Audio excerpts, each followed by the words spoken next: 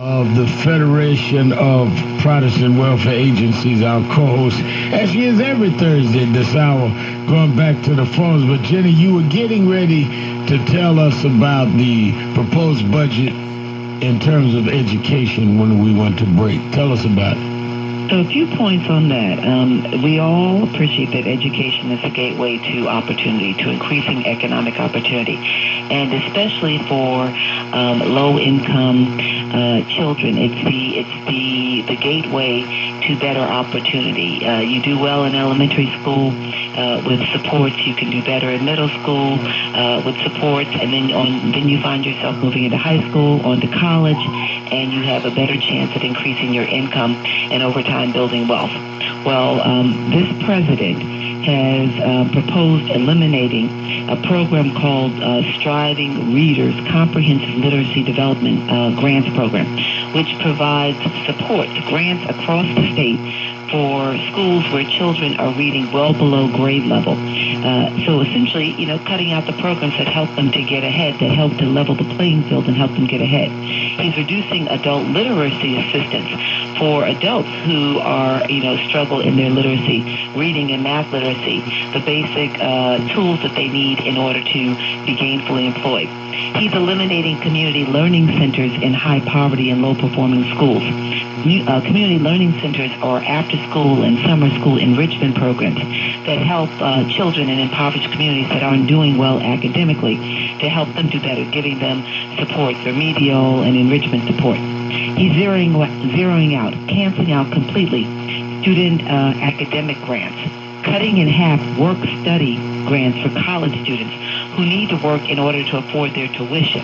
He's wiping out completely federal assistance grants for college students who have the greatest need for financial aid, cutting adult and youth job training programs by 40%, eliminating preschool development grants. All of this, one can't help but appreciate, all of this will result in the achievement gap not only remaining, but widening, keeping children who are in failing schools, failing school districts, who do not have the resources to get additional supports. The fact of the matter is, and people often don't talk about it, children who are privileged and well-resourced actually get educational supports, pay hundreds, thousands of dollars a year for educational tutoring and training, helping them to do better.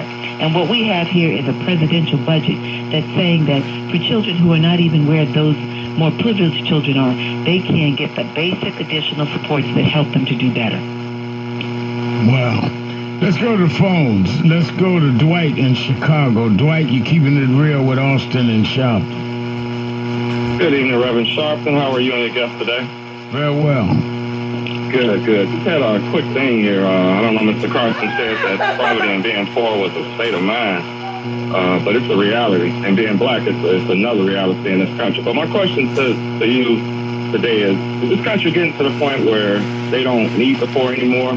Because they make it without the poor? I read some good books that talked about taking care of the widows and the orphans, but it just seems like with all the cutting going on, that is it to the point where they don't need the poor anymore? And where would this country be without the poor? Thank you for your time. Oh, go ahead. I think you're right. Thank you for your call. I think that you are absolutely right that they're trying to say that they don't need the poor. And you are absolutely right that the good book said that we are to take care of the widows and the poor. In fact, I've read that same book where Jesus told the rich man to give all he had to the poor. But let me tell you something. The undergird of a lot of the economy is the work and labor that working poor people do every day. Most people that are poor in this country are not the unemployed. Most people that are poor are people that work every day, some working more than one job that just with their income, and even in some cases, if you have more than one job, combined income is below poverty level, Jennifer. Absolutely. The fact of the matter is that this country, anybody who thinks like that is foolhardy, because in America, it's estimated that at some point, during one's life, 4 out of 5 United States adults will struggle with joblessness, reliance on welfare, at least at some point in their lives. So 4 or 5, we're talking about as many as 80% of Americans who will likely struggle. The fact of the matter, too, is that it is low-income people that in America, given that we no longer have the draft, are often the ones who are going off to war to fight for us. And if they are not well educated or better supported in terms of education, they will not be able to pass the test. They won't be able to understand what is being requested of them and required of them. They will not be able to think critically on their feet when they are out there fighting for us. We as a nation cannot afford to just leave, increasing numbers of people behind.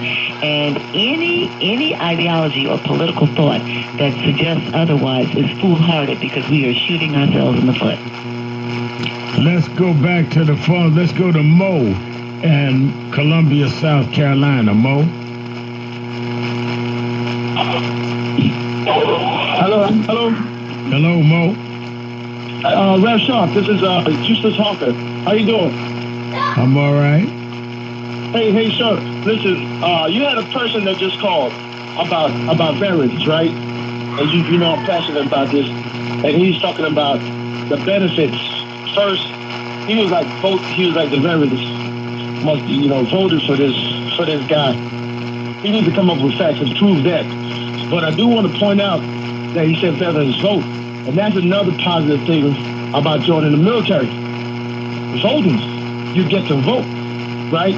You see with the veterans right now, homeless veterans, you see Julian Castro from here, San Antonio, was helping homeless veterans with the HUD, right? So, like for us,